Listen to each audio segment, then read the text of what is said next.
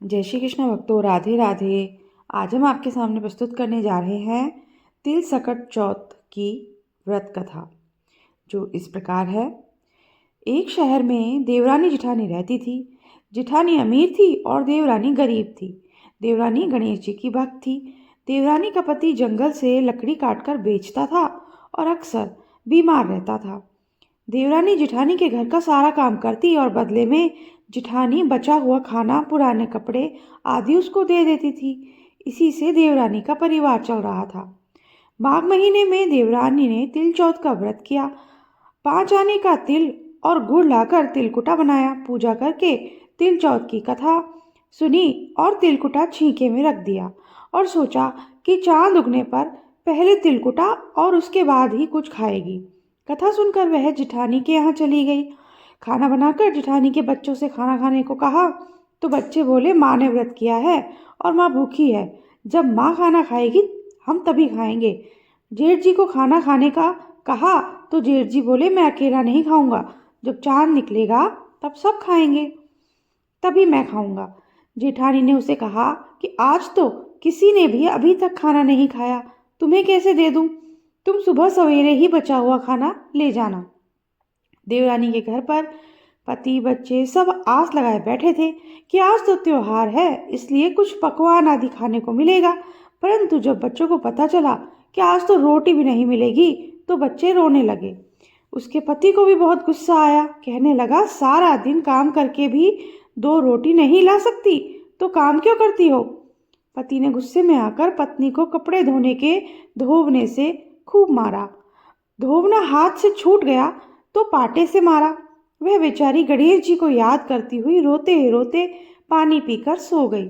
उस दिन गणेश जी देवरानी के सपने में आए और कहने लगे, धोवने मारी, पाटे मारी, सो रही है या जाग रही है?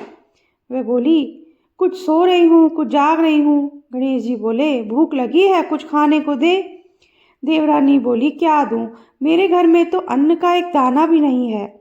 जेठानी बचा कुचा खाना देती थी, आज वो भी नहीं मिला। पूजा का बचा हुआ तिलकुटा छीके में पड़ा है, वही खा लो। तिलकुटा खाने के बाद गणेश जी बोले, धोवने मारी, पाटे मारी, निमटाई लगी है, कहाँ निमटे? वह बोली, यह पड़ा घर, जहाँ इच्छा हो वहाँ निमट लो। फिर गणेश जी बच्चे की तरह बोले, अब कहाँ पहुँचूं? नींद में मगन अब देवरानी को बहुत गुस्सा आया कि कब से तंग किए जा रहा है। सो बोली, मेरे सर पर पहुँचो। और कहाँ पहुँचोगे? सुबह जब देवरानी उठी तो यह देखकर हैरान रह गई कि पूरा घर हीरे मोती से जगमगा रहा है। सिर पर जहाँ विनायक जी पहुँचनी कर गए थे, वहाँ हीरे के टीके और बिंदी जगमगा रहे थे।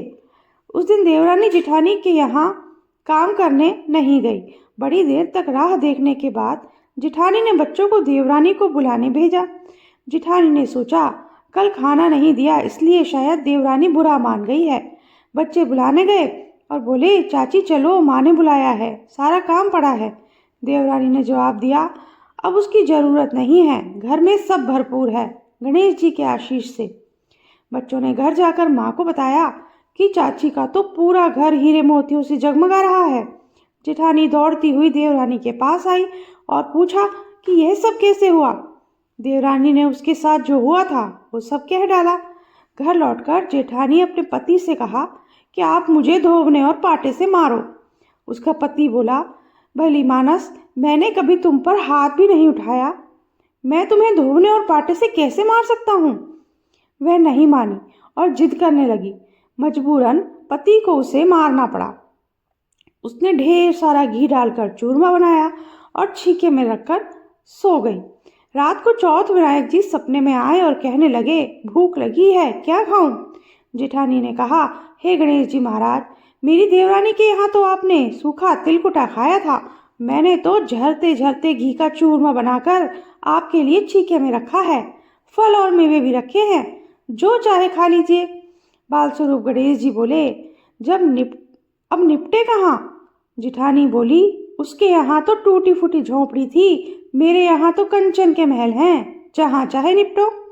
फिर गणेश जी ने पूछा, अब पहुँचूँ कहाँ? जेठानी बोली, मेरे ललाट पर बड़ी सी बिंदी लगाकर पहुँच लो। धन की भूखी जिठानी सुबह बहुत जल्दी उठ गई। सोचा घर हीरे जवाहरात से भर चुका होगा, पर देखा तो पूरे घर में गंदगी फैली हुई थी। तेज बदबू आ रही थी। उसके सिर पर भी बहुत सी गंदगी लगी हुई थी। उसने कहा, हे गणेश जी महाराज, यह आपने क्या किया? मुझसे रूठे और देवरानी पर टूटे। जेठानी ने घर की साफ सफाई करने की बहुत कोशिश की, परंतु गंदगी और ज़्यादा फैलती गई। जेठानी के पति को मालूम चला तो वह भी बहुत गुस्सा हुआ और बोला, तेरे पास इतना सब कुछ था, फिर भी तेरा मन नहीं भरता।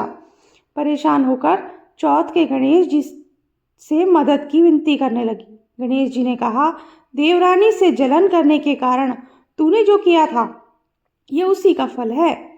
अब तू अपने धन में से आधा धन उसे देगी, तभी यह सब साफ होगा। उसने आधा धन बांट दिया, किंतु मोहरों की एक हांडी चूल्हे के नीचे गाड़ रखी थी। उसने सोचा किसी को पता नहीं चलेगा और उसने उस धन को नहीं बांटा। उसने कहा, हे गणेश जी, अब तो आप यह बिखराव समेटो। वे बोले, पहले चूल्हे के नीचे गाड़ी हुई मोहरों की हांडी सहित ताक में रखी हुई 2 सुई के भी 2 हिस्से करो। इस प्रकार जानन ने बाल स्वरूप में आकर सुई जैसी छोटी चीज का भी बंटवारा किया और अपनी माया समेटी। हे गणेश जी महाराज, जैसी आपने देवरानी पर कृपा की, वैसी सब पर करना। कहानी कहने वाले, सुनने वाले और हुंकारा भरने वाले सब पर कृपा करना, किंतु जिठानी को जैसी सजा दी वैसी किसी को मत देना।